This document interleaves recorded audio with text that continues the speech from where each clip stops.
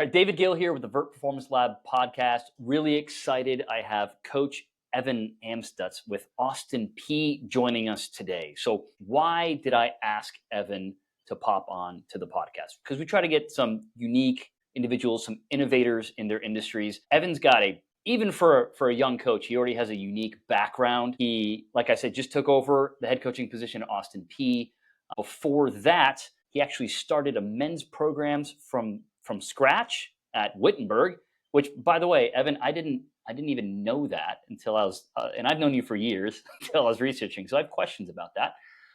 We met because he works very closely with us with VERT when he was at Austin Peay. You're assistant coach, then associate head coach. You helped them get quite a few conference championships, tournament runs, phenomenal program, phenomenal experience, and that's what led you to being here in Austin Peay. And I've really enjoyed conversations we've had and watching you kind of evolve as a coach. So welcome, first of all, and thanks for joining. Yeah, thank you. I'm really excited to be here. I mean, you spoke about some of the things that lead us to where we are, and couldn't be more thankful for those stops in my career. But also one of those big moments was meeting David and hearing about how he sees the game. I think that, other people, even outside the coaching industry and outside of just the volleyball space, they can help us grow tremendously. And David has done that. So I've been really thankful about our friendship and our professional relationship as well. Well, Evan, I appreciate that. And I would always joke, because I've been doing this about 10 years now. In the beginning, I was like, oh, yeah, I'm not a volleyball person, but yeah, I'm very much a volleyball person now.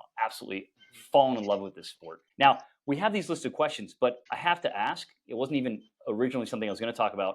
What is it like starting a program from scratch as the head coach, as you did in Wittenberg? Yeah, well, let's just put it this way. When you walk into the office and you're looking up at your board and you're trying to plan rosters and lineups and you don't have a single player on your team, in some ways it's kind of liberating because there's no question who's going to start for you because there's nobody up on the board yet. But yeah, so you have to hit the ground running. You have to sell a university. I was actually lucky enough. That was my alma mater. And I had worked in the admissions department prior while I was a student. I was actually a tour guide. And so, what's half of the visit for a recruiting visit, but showing around campus and connecting that campus with the families, telling them stories. Well, I had lived an experience as a Wittenberg student. And so I kind of had the leg up on selling the university. But then beyond that, it was how do we introduce this university to a volleyball space that had no idea what our logo looked like. And so I had to be super present. I had to be at every qualifier. I had to be at every practice for some of these local teams. Some of those coaches will remember me being kind of annoying. I would always be around, but I needed to make sure that our logo was out there. So I'm eternally thankful for that jump in my volleyball career. Got to bring all those guys in, show them about volleyball, and then watch them. By the time they were seniors, they were winning a conference championship. So that was pretty cool. Oh, that's fantastic. So that's kind of a good segue, and you already touched on it. And this is what I like to do in these podcasts, is because you have different coaches watching. You're going to have parents watching, athletes watching, whomever, and everyone has their own story. So the main thing I like to get to is, so over the years, like we talked about, you've gone head coach, you've done assistant coach, associate head coach, now you're head coach at Austin Peay. Over the years, as we look a little introspectively here, how has you seen, like, what are the major changes in how you coach, and just the larger aspects of that evolution as you see it yourself? Yeah, man, so many evolutions. And I think if you're really trying to grow every year, you're going to have a lot of difficulty answering that question because, I mean, we're talking a CVS receipt of things that you've grown and transformed in. Some of the bigger hierarching things are how I see my position as a coach in the lives of the student athletes. I think that's probably the biggest change, especially now as a head coach. I'm still new at this on the women's side, not new overall, but new on the women's side. I'm seeing my role as their mentor, as their caretaker, as a motivator, so to speak. Seeing that as a really big piece of what I do. And then also as a teacher, you got to teach them how to collaborate as a group. You have to see certain things. You have to be very, very observant how they respond to certain situations, and then put them in learning environments so that they can flourish the next time that they're in it. And so you have to be very mindful of how you're approaching the people side of things, especially especially as you go on in your coaching career. It's less about X's and O's and more about the personal relationships that you build. And I've been so lucky that the players that I've had the blessing of being close with and building those relationships with, those relationships all take with me forever. Some of the things on the other side of things, certainly the sports science side, I can speak to our collaboration a lot, in that I'm getting more and more protective of athletes' health and being really mindful of the fact that their best ability is their availability, and the fact that we as coaches can either prime them for when the lights are on, or we can move in another way. And I never want to be in that position to take away their physical abilities to do the things that they love. I've been more and more mindful of that as I've advanced in my career, is just protect these athletes and to make sure that they're healthy, they're strong, they're explosive. They can showcase all the things that they've been working so hard in the gym, in the weight room, in the film room, those kind of things. I want to make sure that they're able to execute when their friends and family are here, not just when they're practicing. Some other things that higher arcing things, not the little things, but the higher arcing things are the ways that we teach.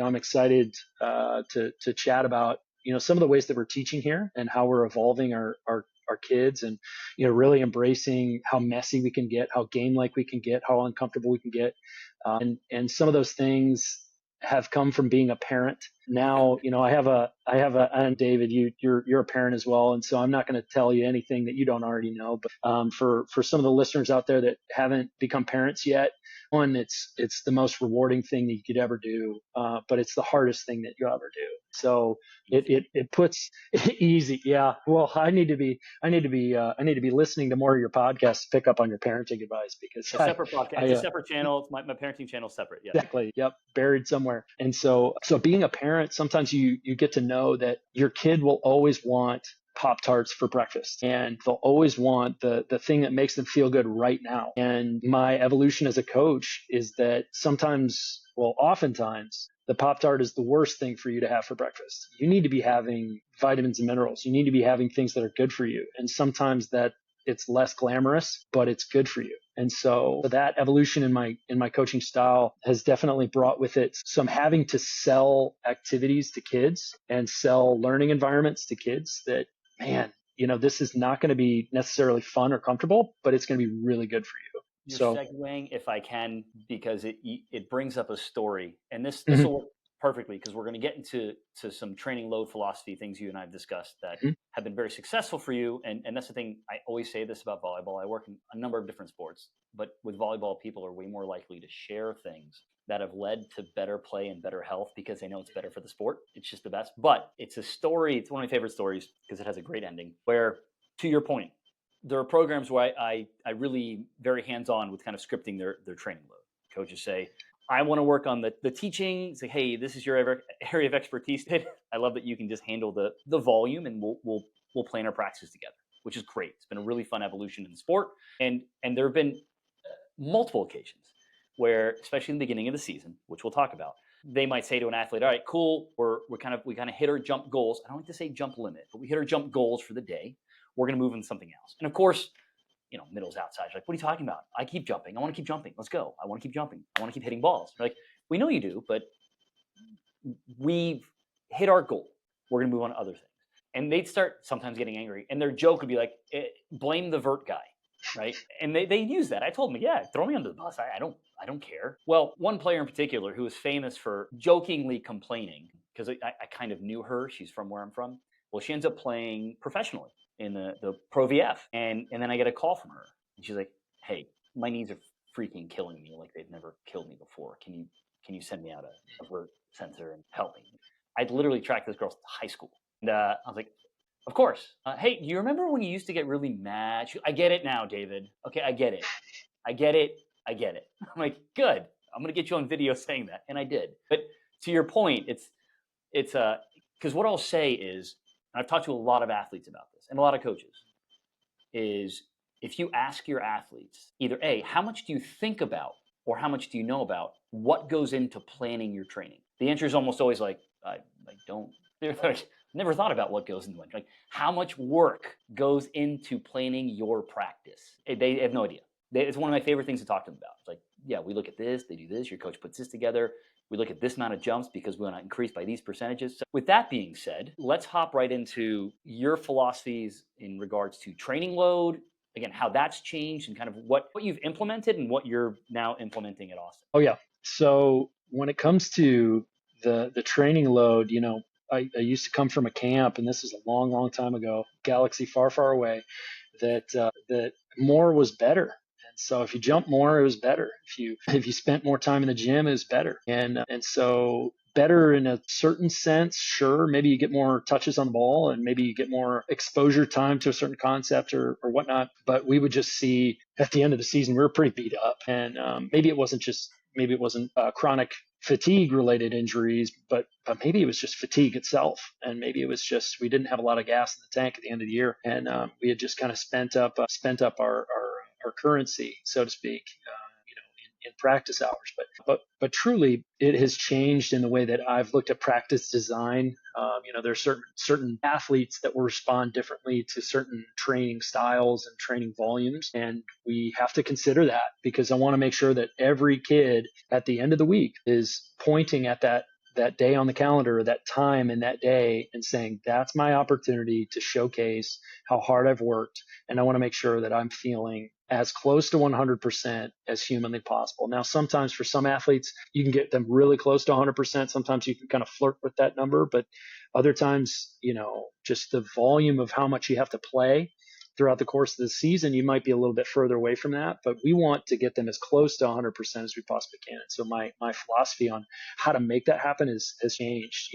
At the very beginning of the season, it used to be, preseason, hit them with double days right off the jump, and get them in the gym, because there's so much catching up to do. You have so many freshmen that are so far behind.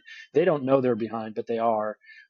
There's a philosophy that's changed over the years. Is my philosophy on how much freshmen have to learn. Oh my gosh, sometimes they don't even know where to stand and what to say at any one time. But a month or two in, and they're less wrong than they were before. But the philosophy of how to treat them physically has changed as well. Is that just because we have all this ground to make up teaching wise doesn't mean that we need to spend all this time physically pounding them into the ground at the beginning of the year for that 2.5 weeks. Now it's a little bit longer. Thanks goes out to Jamie Gordon and the AVCA for making that happen, pushing the NCAA to extend that period of time. Us as coaches could not be more thankful for that.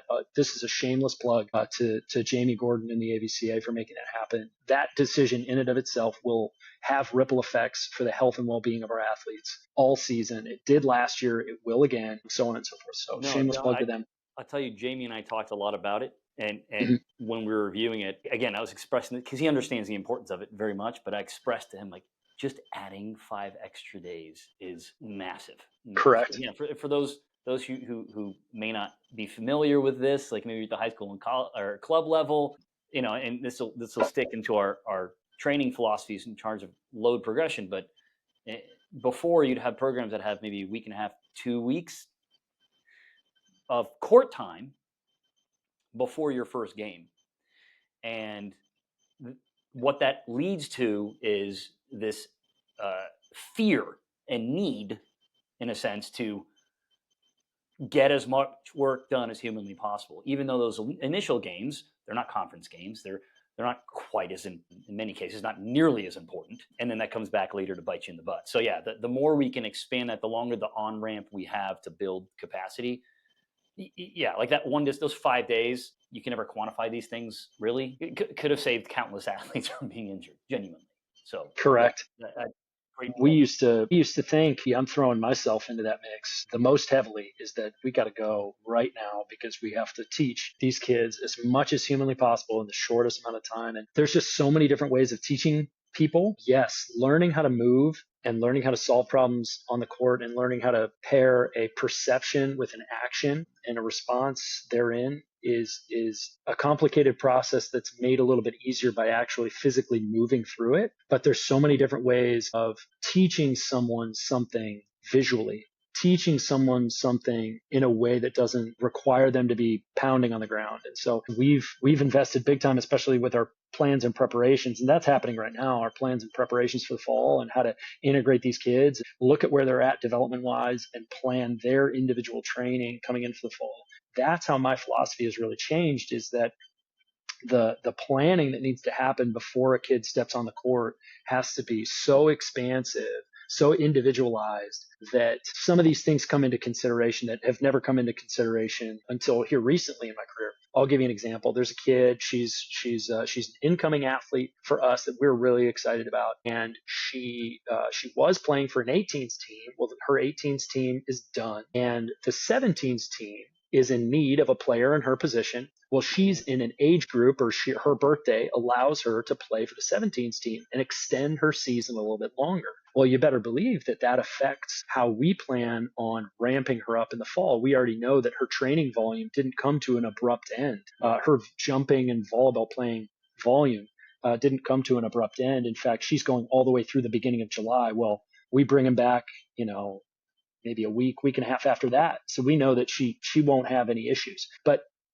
for some of the other athletes, that has to be a consideration, is how we ramp them up and how we use the time that they're on campus before we even start practicing. And then during the practice load, we need to plan that. And so just the time and attention and the intentionality behind that time of those first 5 days as it ramps into the rest of the season has been just a big change in philosophy in training load. Also, on the other end of the spectrum, a lot of teams at the end of the season, and I used to be in this camp, is they all of a sudden, the hours of practice just disappear at the end of the season. All of a sudden, we're only practicing, we're only walking through, we're only serving and passing for 45 minutes and then walking through our defense versus team XYZ. Well, that has to change, because all of a sudden, now we're not training them enough and we're not exposing their body to enough, in layman's terms, heat and pressure to make sure that they don't get injured.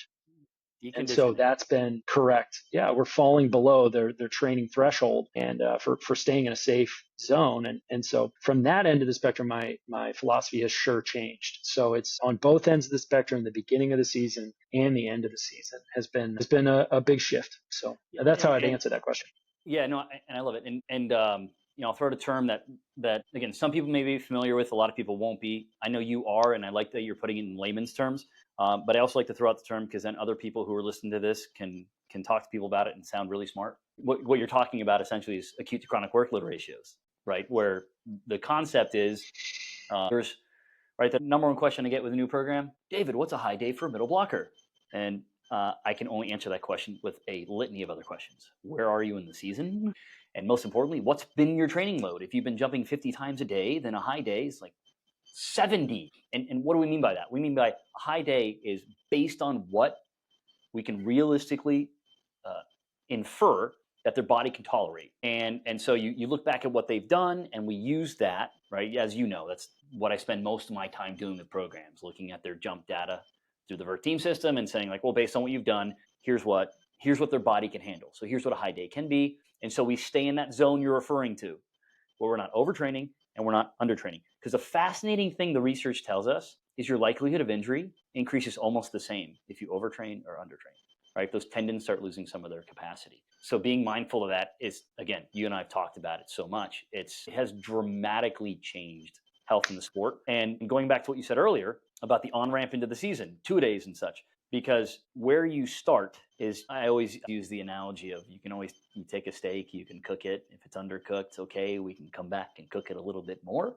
But if you toast that thing at the beginning of the season, and it's actually very accurate. It's really hard. That's why you have so many preseason injuries, right? And they pop up again a little past midseason, because that's where it catches up with you. Yeah, and I love that you also said, I was in this camp. The changes I've been able to see from my end have been phenomenal, where programs used to start at like 250, even 300 jumps week one, to where a lot of those same programs are starting at 75, 85 and working their way up. Yep. And that's more an exercise in self-control for us coaches. We want to see these big changes in our programs. Honestly, that's our addiction. If you want to really point at it, if you're a committed coach to causing change in a group, then watching those changes happen is like our steady intake of drugs. And so, that's my cup of coffee in the morning. That gets me that sense of satisfaction. And sometimes it's putting that on the back shelf. Hey, I need to make sure that the health and well-being of my athletes is first and foremost. And we know that we can teach these kids in other ways. And it's finding those programs that are taking care of their athletes and finding new and creative ways of taking care of the health and well-being of their athletes. You're going to see them at the end of the season. Those kids are going to be flying. Those kids are going to be feeling good. Those kids are going to be able to showcase their athleticism. And so yeah, truly, I think ramping down the volume of jumps at the beginning of the season, that's more an exercise in self-control for us as coaches, not necessarily you as the sports scientist. That's not a you problem. That's an us problem.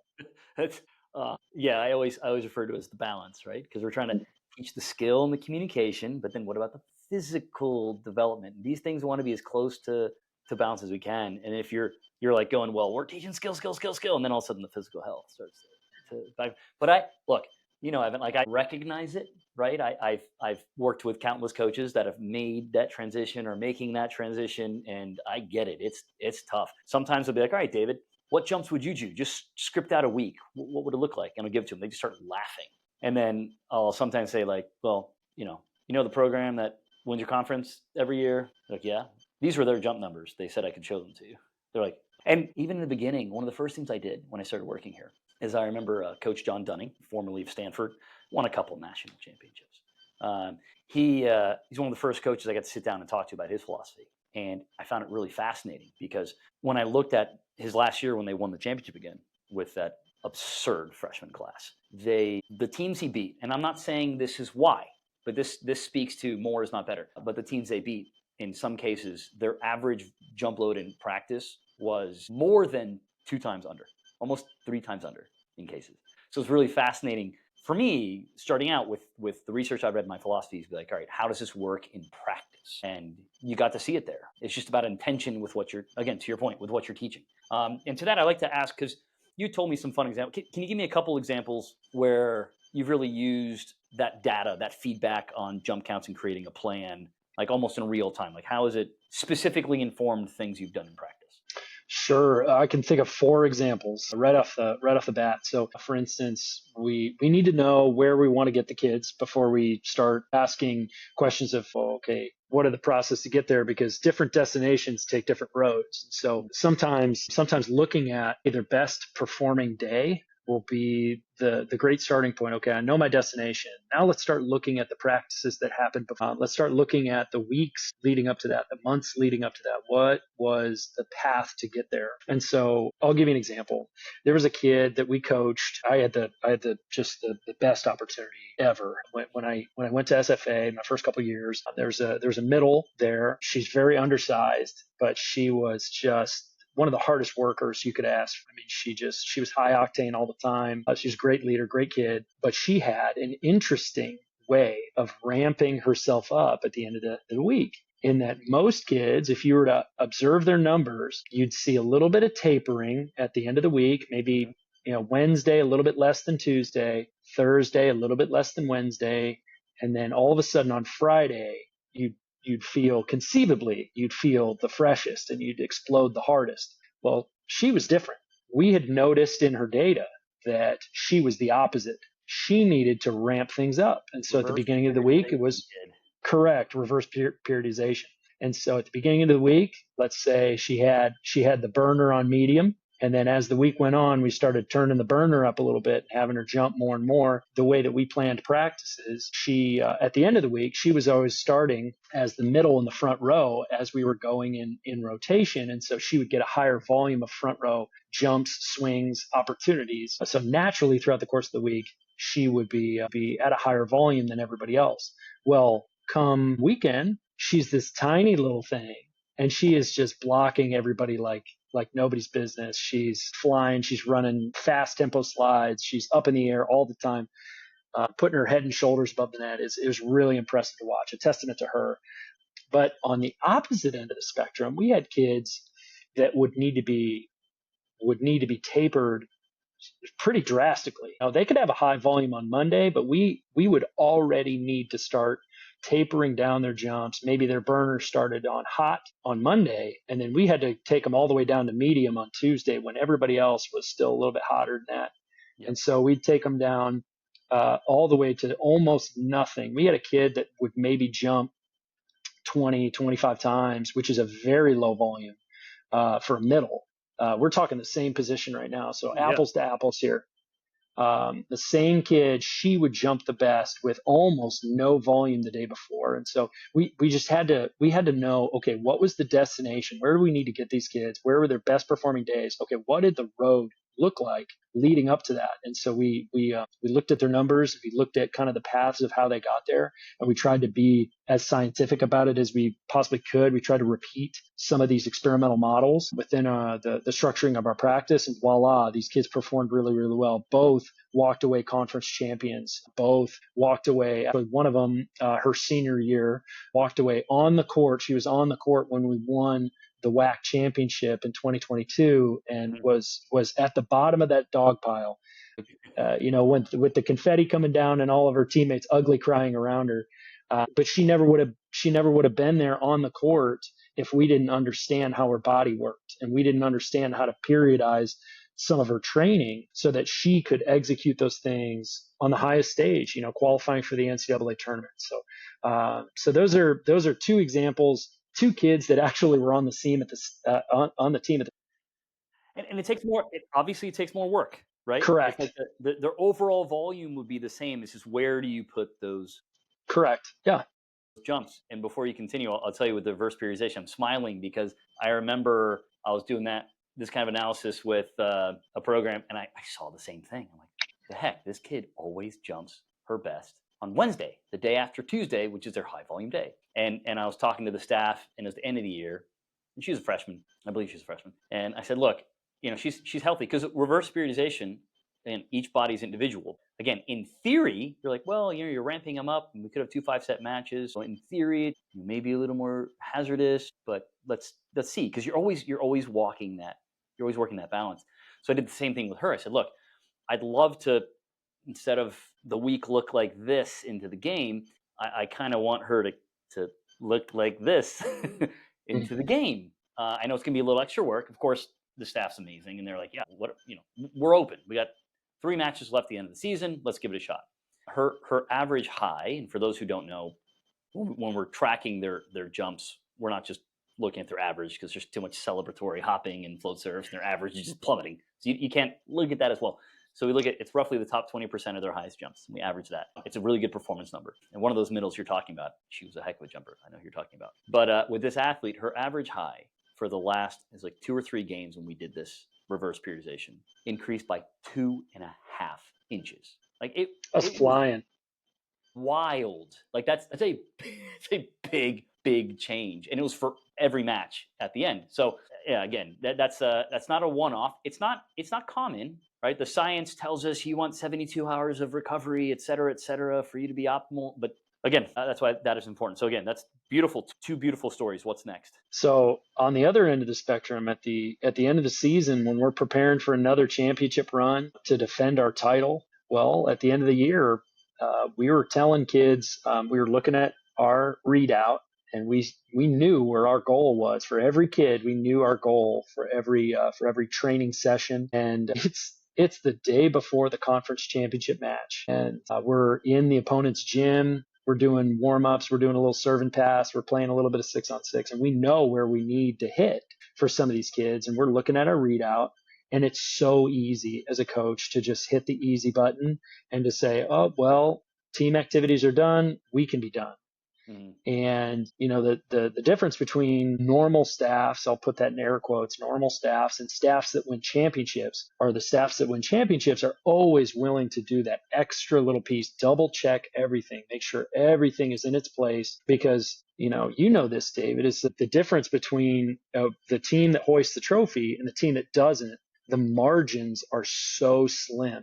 And so as a coach, if you're not controlling those margins, or at least not trying to help your team control those margins, then you're sacrificing the potential of hoisting a trophy above your head, creating a memory for these kids. And so we're not going to That's something that I've taken with me here to Austin Peay is we are not going to lose those margins. We're going to pay attention to every single little detail. But one of those details was looking and seeing two of our kids are all American and are all conference, all region middle, who they've jumped a lot during the course of the season. And we look at them and we say, all right, you owe me 8 more approach jumps and you owe me 6 more approach jumps. And they looked at us and they knew the science without batting an eye. They knew exactly where it was coming from. They saw me with the iPad in my hand and they saw me with my clipboard with everybody's goals on it. And they said, all right, let's do this. And they jump 8 more times, 6 more times. If they're listening to this now, they're probably like, oh my gosh, I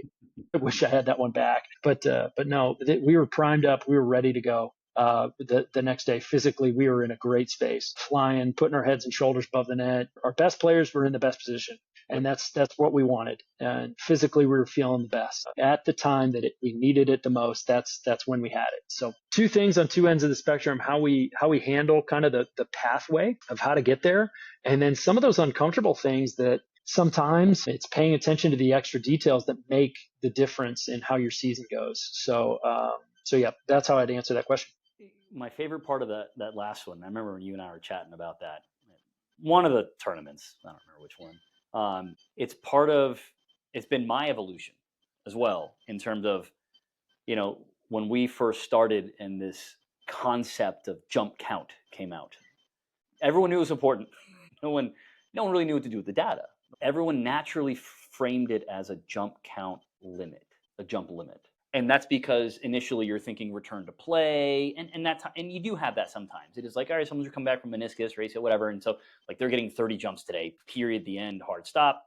But over the last several years, I had evolved, and I know you and I talked about it, but it was like you can't look at it as a jump count limit. You have to look at it as a jump count goal, right? There are times in the season where we need to be building. There are times in the season where we are doing a little recovery, and there are programs where in quite a few occasions, I've had to reach out to programs and say, hey, you need to up your jumps. It's not all about don't jump too much. No, we're trying to not jump. We're trying to jump the right amount, right? And so you need to up your jumps because the capacity they're building at this stage, I'm not confident they can go to a tournament. I'm not confident they can go 2 5-some matches in a row and be primed. And of course, you've talked about peaking at the right time. You obviously can't peak the entire season, which is why the planning is so important. But what I love about that story is it's the perfect example of a jump goal. And I think some people would be sitting here and they're saying like, what really? Did the 8 jumps, did they have to do the 8 jumps? Did that make the difference? And the way I like to answer that, you already answered it. It's like, well, there's a better chance it will help than it will hurt. Like let's do let's focus on the extra details. And that's it. Doesn't mean that like when we say 140, we have to hit 140. It's why are we trying to hit 140 that day? And if we understand it's because we're building capacity at this stage and we're going to come down, and we know that if you hit 140 that day, by this date, you're going to be jumping your best. Based on what we've done, let's just hit 140. Like, let's go. Yeah, I love that. Oh, very cool. I think you did a phenomenal job explaining in real world means by which you use this kind of data to inform your coaching. Moving on now. This is a topic that no one's really talking about. It's a 2-parter, but I'm gonna throw it out there. So, how have you adjusted to this thing called the transfer portal? I don't know if you've heard of it or not. Mm-hmm. And this other thing called NIL, name, image, and likeness. Yeah, it's anything but nil at this point. We gotta recognize it as a real thing. Yeah, that's for sure. Yeah, Evan, I get texts from coach friends of mine, and they're literally like, I just need to vent to someone who's not another coach. I'm like, go for it. And then others are like, whatever. No, it is what it is. But run me through your philosophy there, transfer portal, and top line items here.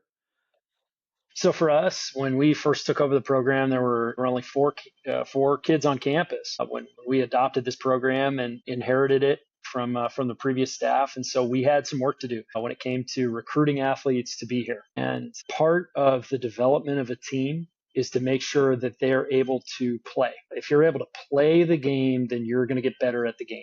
And so we needed to make sure that we at least had enough players here that were, the the physical impact kids, the kids with the right personalities, the kids with the right desire to win, and the desire to be treated in the way that we wanted to treat them, the holistic person approach. And so when it came to utilizing the transfer portal, especially in our case of inheriting this program, it was incredibly useful. And it allowed us to make connections with kids that maybe I had prior relationships with maybe one or two of them, but this allowed me the opportunity to build a relationship with a kid that maybe was in a situation where she wanted to come home. There's a girl from just south of Nashville. We're pretty close to Nashville ourselves, and so it allowed her the opportunity to come home. And she actually said, we had a scrimmage 2 weeks ago, and she came up to me and she said, "Today is the first time I'm playing in front of both my mom and my dad since I was in high school." And this kid's a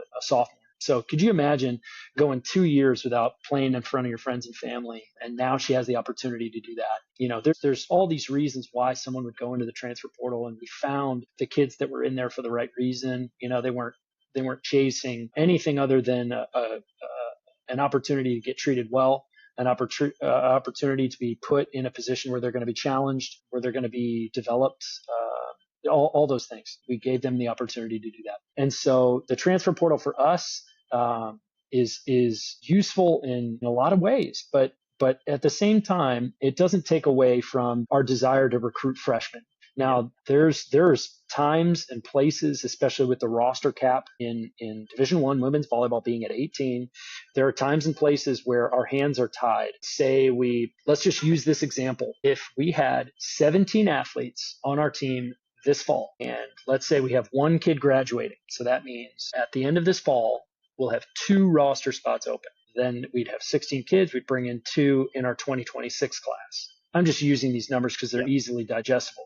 But that means that for this fall, we have room for an 18th player, but not in the fall of 2026. Utilizing the transfer portal, if there's a grad student out there with 1 year left of eligibility and she's a big impact kid, maybe she's coming home, maybe she wants to work on an MBA, she wants to get a 1 year master's degree, she wants to come here, get a great experience, be trained upright, be treated like a human being, then she comes here for a year, and all of a sudden we've utilized the transfer portal in a healthy way that doesn't detract from our recruiting of normal 4-year cycle athletes. Truth be told, and you can ask our athletes, they've been training with us for months now, is that there are some unique things that we do. And it would take a kid some time to acclimate to the things that we're asking them to do. We have them observe things and respond in ways that are very unique. And so from that perspective, it behooves someone to spend a little bit of time in a program. I purposely went out and sought out transfers in the transfer portal that I would have time with, not just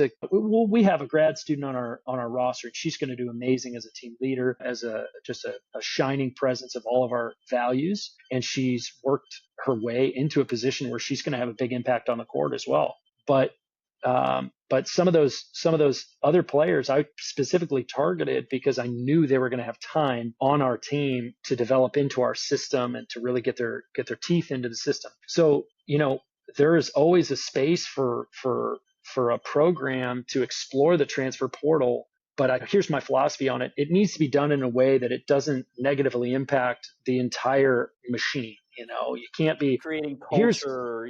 Bringing that up. That's always a question, right? It's like you have all these transfers and stuff and you're trying to create a culture, it can make it more challenging. But I hadn't even, because again, I'm not living directly in it like you are. Like I knew about the 18 player cap, but the 18 player cap almost makes the transfer portal completely necessary if you're going to get the 18 in a lot of ways. Correct. And so even then, I mean, there's ways of using the transfer portal improperly. There's ways where you go out and get a transfer, and then that kid that has been committed to you for a year, you end up getting on the phone with that kid and telling her that you no longer have a spot for her. I think that is improper. Right?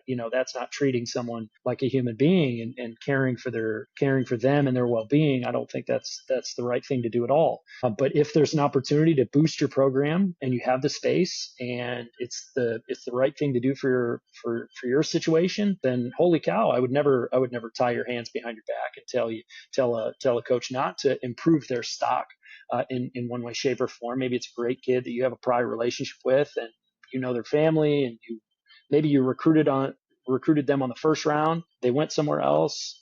Maybe they're looking for something different, and you happen to be there, and so on and so forth. Also, in the kind of NIL space and the revenue sharing space and how we're using our university dollars and our university resources to help incentivize some of these kids for the hard work that they're doing. First and foremost, my big thank yous have to go out to the administrators out there and how they're navigating and negotiating some of these changes and things that happen within their department. Some of those changes are thankless efforts, so big compliments to all the administrators out there that have to balance that. But then at the other end of the spectrum, I have to speak more locally and give a big thank you to Gerald Harrison, my athletic director. I mean, he has targeted our athletic programs to be robust, to make bold decisions, to explore the space of not only revenue sharing, but also the NIL space, to explore that aggressively and to make sure that our kids are taken care of and that we are rewarding our kids for the things that will set them up for success later in life, incentivizing them academically, incentivizing them in ways that really help their family in big ways. Obviously, we have to work within the constructs of how best to do that and to do that properly and through the right channels. But we want to help these kids out. And so if there's a way for us, like I'll give you an example, if there's a way for us to take a kid that's all the way across the country and to incentivize them a little bit more so that they have money to fly home regularly, hey, look, family's big for me too. We already mentioned this. I have 2 kids and family's big for me. And so the more time I get to spend with my family, the more full my cup is, the more I can pour out for other people. And so for other people who value that, it just makes sense for me to give them the resources or explore avenues of giving them the resources necessary to take advantage of that and to travel home and to see their family, so on and so forth. Maybe it's a kid that, financially just comes from a background where they need a little bit of a little boost to be able to afford all the nuts and bolts of exploring college and setting themselves up professionally in the next step. But all of these changes that college athletics is going through, the NCAA teams is kind of a daily changing thing. And for those who are quick to adapt, for those who are excited about navigating new spaces, I think that coaches like us, we're gonna explore those spaces aggressively, and we're gonna move and shake and make some exciting things happen. Will we make mistakes along the way? I'm sure we will. But especially the rate it's all changing, right? It's changing all the time. And whenever you're let's say you're playing a video game and the rules are changing and the walls are moving and the boss that you face at the very end, all of a sudden you're going to a different room and facing a different boss. I'm using references from second grade here, but still, I mean, navigating the space is much the same.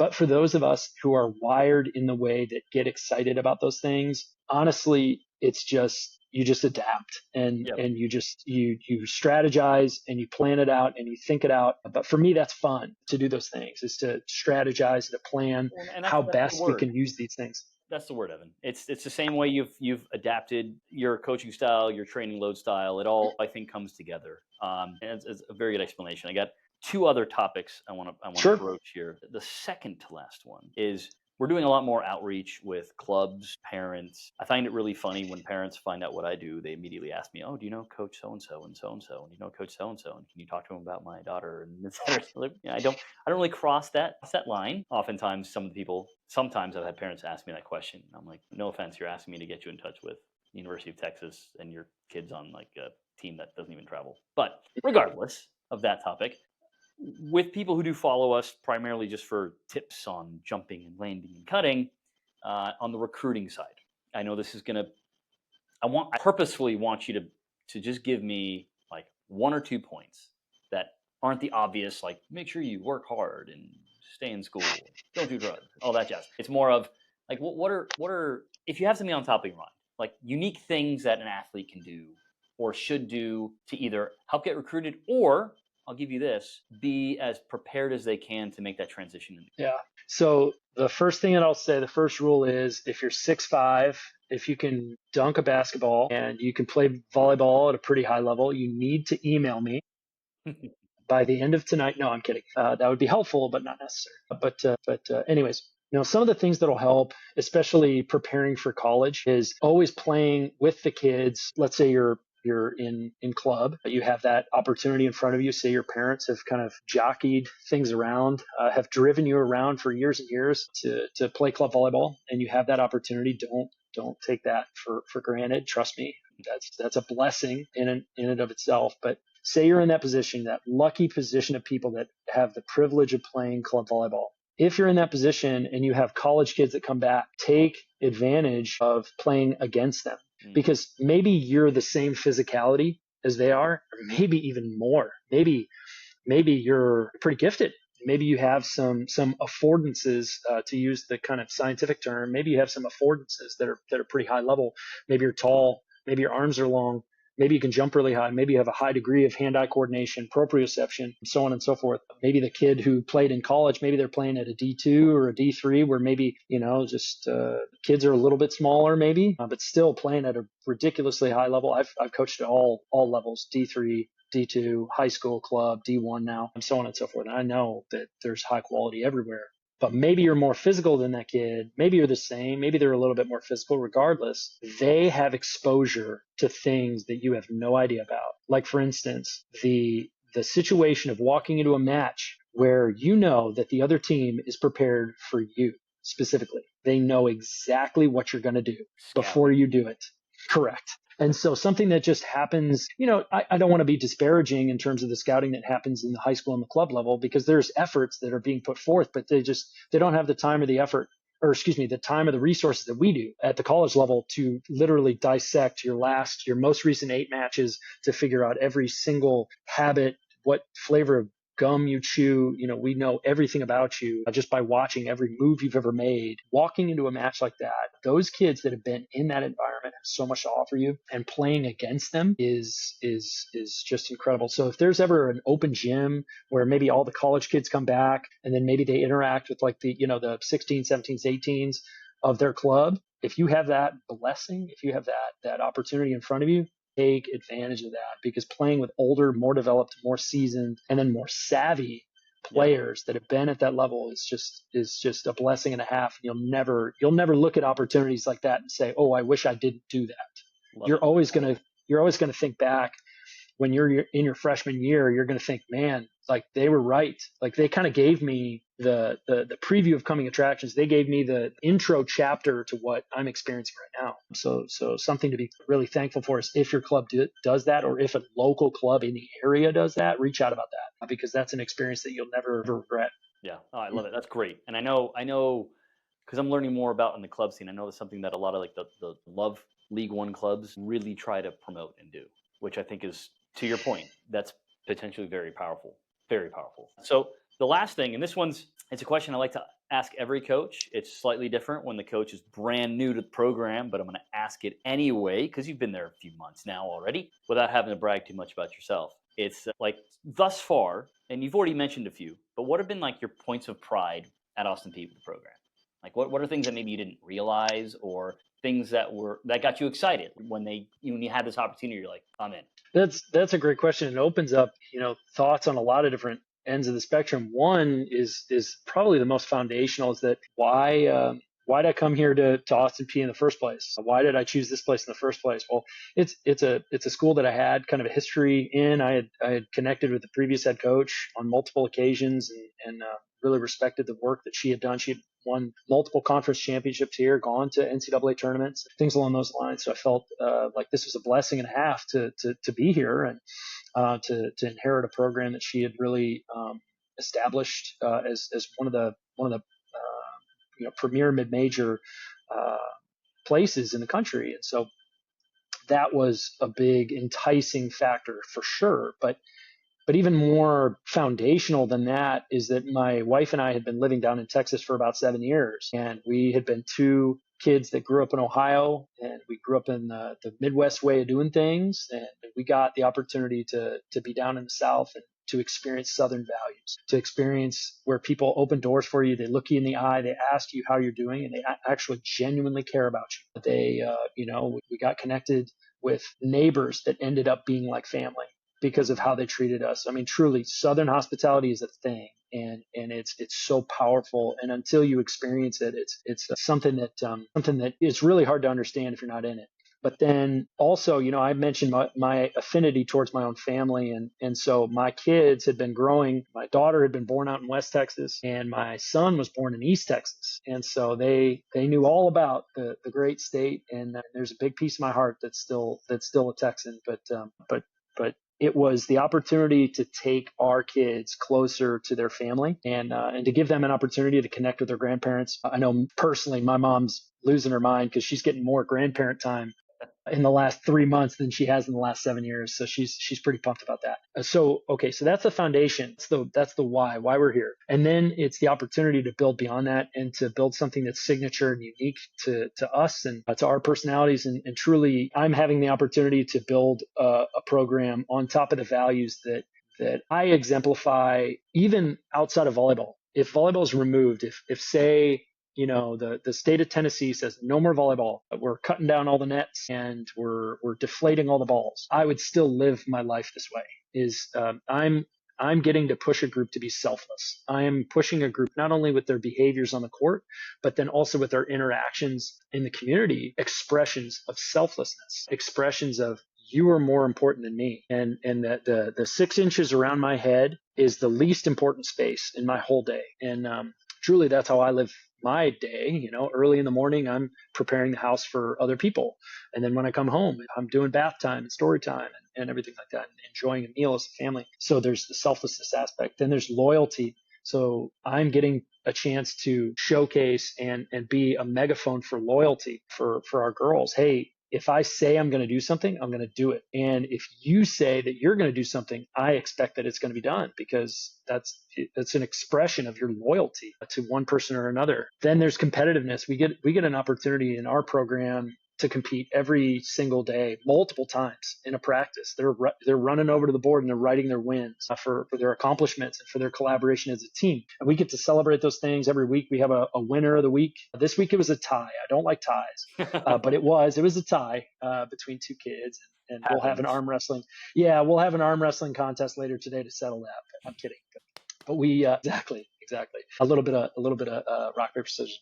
So then beyond competitiveness, it's allowing them to be in a place where their competitive expression is celebrated.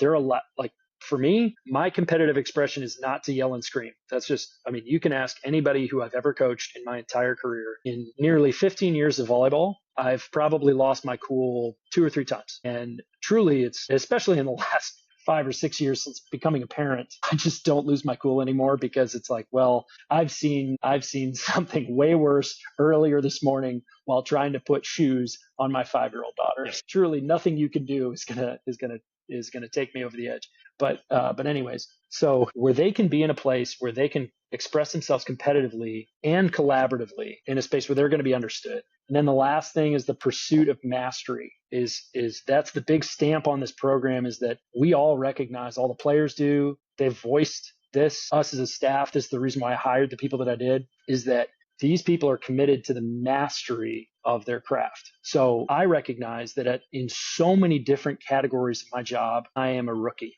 and I have to get better in all these places. But my craft looks different than the athletes. I have stopped trying to be a better volleyball player. I just have no desire anymore to be a better volleyball player. But that's a big part of their identity, and that's a big part of what they find joy in and fulfillment in, and they're there. And so I want them to find those little categories of the pieces of their game that they can master, that they can pursue the mastery of.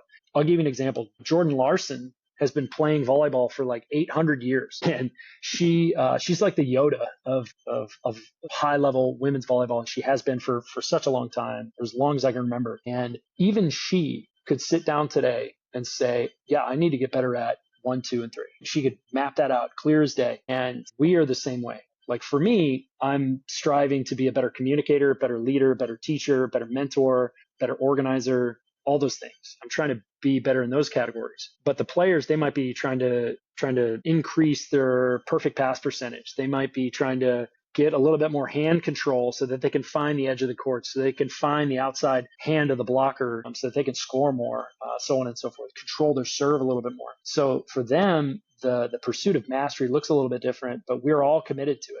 And so if you wanted to kind of hear the foundation of what we are built on, it's those Southern values. It's the Southern experience of hospitality, where you are a human being, I'm a human being, we're on this earth together. We need to share that experience with a degree of caretaking and responsibility for each other's well-being.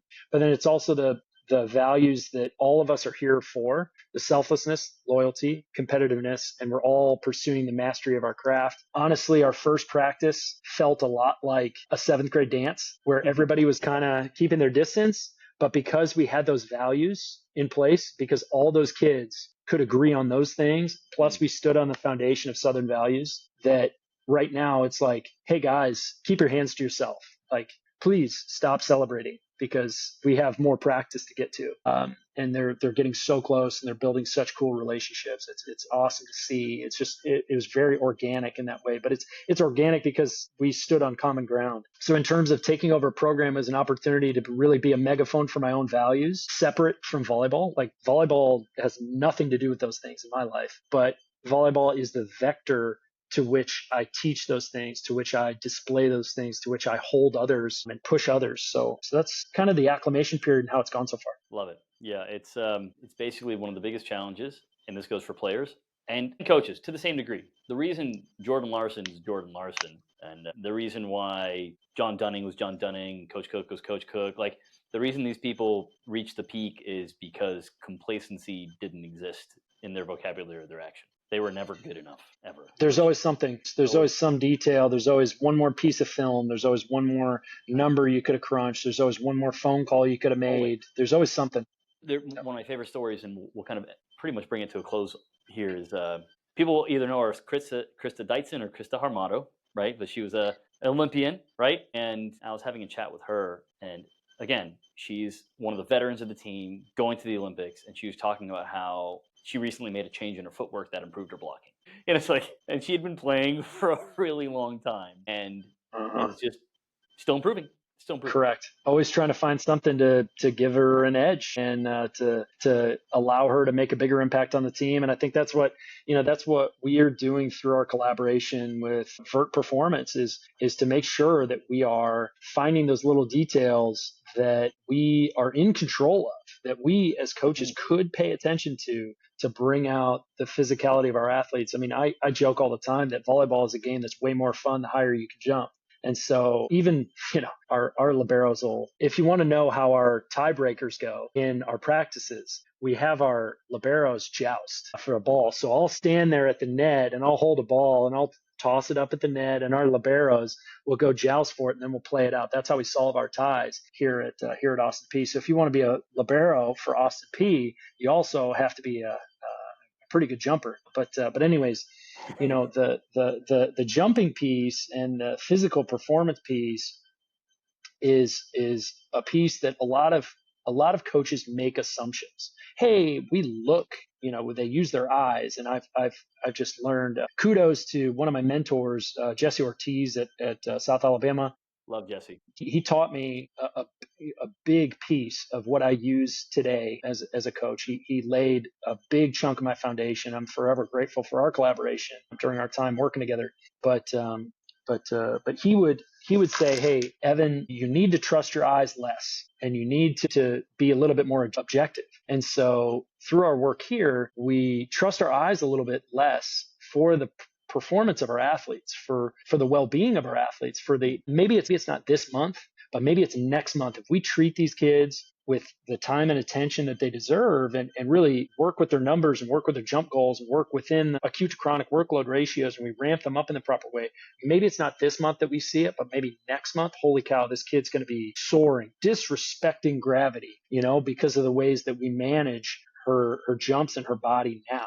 And so from that aspect, those tiny little details that you can add to a program, we've been nothing but satisfied. Even in the 2 weeks that we've been implementing it here, I mean, I was trying to put this on a fast track, get the VERT system into our program. Yep. And even in the last 2 weeks, it has modified the ways that we utilize our training space and that we move and shake within our training space. So those are just those little details that if you're truly committed to the mastery of your craft, it's a no-brainer. Yeah, love it. Yeah, we'll get in a call here soon as always. I'm curious to look at some of the data with you. Hmm. But yeah, so wrap it up. Main takeaways here from me as I'm listening. Number one would be, as cliche as it sounds, you never stop learning. Forget complacency. No room for it in a good program. Two, mind the details. And when we're looking at our load management, while I do tell programs, just having a plan for your jumps is like 85% of the battle. But the extra few percentage points is also what you're talking about, the individualization of that data. I think that's really, really important. And look, the reason I like to talk about it this way is because there will be collegiate programs, high school programs, who might listen to this and be like, oh my gosh, you're looking at that much detail. It's like, yes, but when you start, even just understanding, here's what a low day, medium, or high, however you periodize, here's what a high day looks like. That if the only thing a program does with the data is they at least ramp up to start. It's like, again, that's like 85% of it right there. It really is. And if you have either the know-how or desire, or look, it's resources, right, Evan? If you have the resources, then yes, you can always get more. And even though the more you get, the benefit, like the amount of benefit decreases, but it's still increasing. Hmm. At least you have that plan. And then I also really, really love what you said about young athletes. It's not just about playing with people who are better than you, right? Which obviously is typically good, but it's playing with, if you have the opportunity to play with someone who's been there. I think that's some very good insight. Very good insight. Well, yeah, Evan, thank you so much for taking the time and giving us an inside look at your mind and your philosophy and your program. Again, I think I love in the sport how open coaches are, and yeah, just love watching your evolution in your journey, and glad to have played even a small part in how you keep your athletes healthy. Hmm. That's how Well, I'm and going I to at it.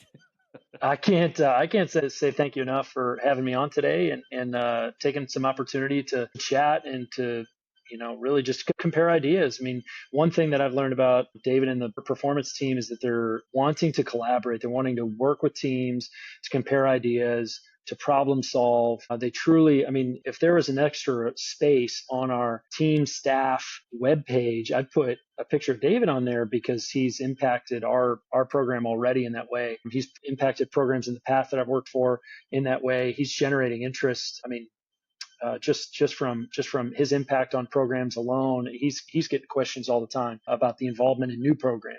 And so truly, I'm thankful for the opportunity to be in the room or be in the conversation with that. But thank you for your time. I really appreciate it. All right, but I appreciate it as well. And yeah, we'll probably be talking next week anyway.